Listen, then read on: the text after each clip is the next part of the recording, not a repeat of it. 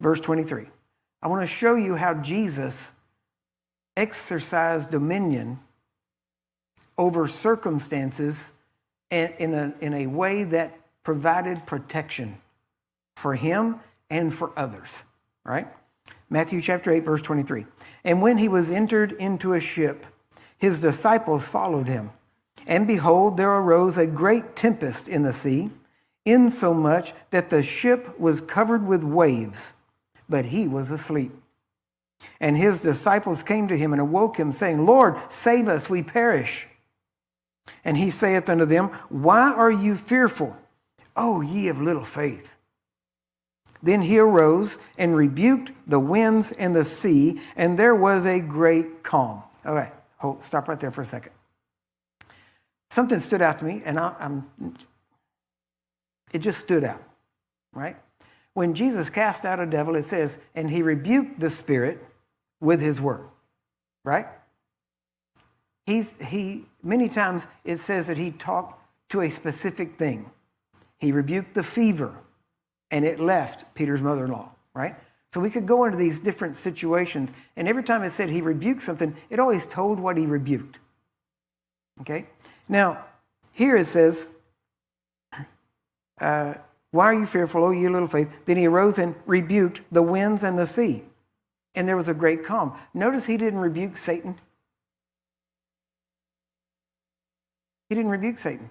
He rebuked the wind and the seas. You got that? He spoke to the wind and the seas and said, Peace, be still. He didn't cast the devil out of the waves. Okay, you understand? Now, notice, the reason there's a storm is because there's a devil. All right? And you say, Corey, it's how it all collides up there and it does it. Okay. But guess what? That wouldn't have happened if Satan hadn't tempted Adam and Eve. So it always goes back to him. But notice Jesus did not rebuke Satan here. He rebuked the effects of the wind and the sea. Now notice how he did it. He didn't say, wind and sea, storm, go away. He didn't say that. Why? Why would you want to send it to somebody else? He said, peace, be still. And there was a great calm. Right? Now notice, it says in verse 26, and there was a great calm. Now look back at verse 24. And behold, there arose a great tempest. Notice, Jesus' power had to exceed the power of the problem by at least 1 degree. Do you get that? For the problem to stop, for the answer to stop the problem, the answer has to be more powerful than the problem. Does that make sense?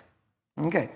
So the power in Jesus was stronger than whatever power caused that great tempest. Amen?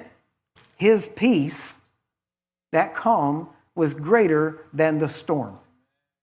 Well, now we know that, and now notice what he said. When he said, peace be still, what was he saying? He was saying what was in him.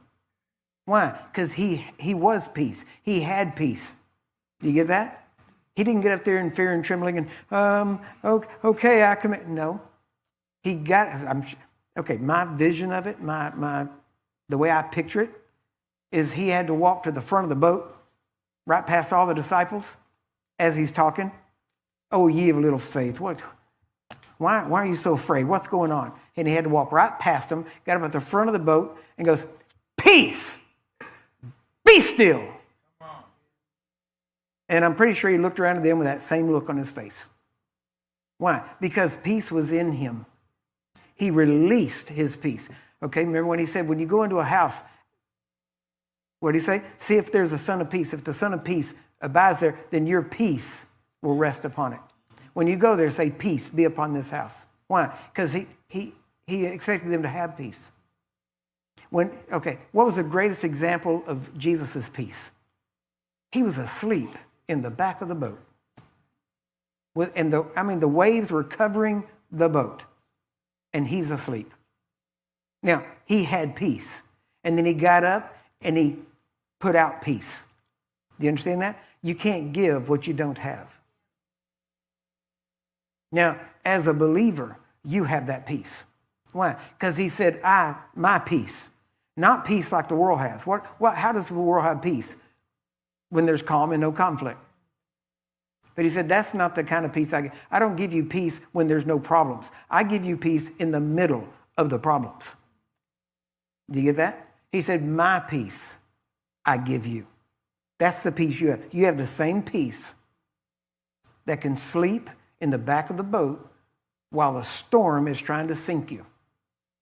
That's the peace you have. Now, the problem is most people never let that peace umpire their mind, like Philippians says.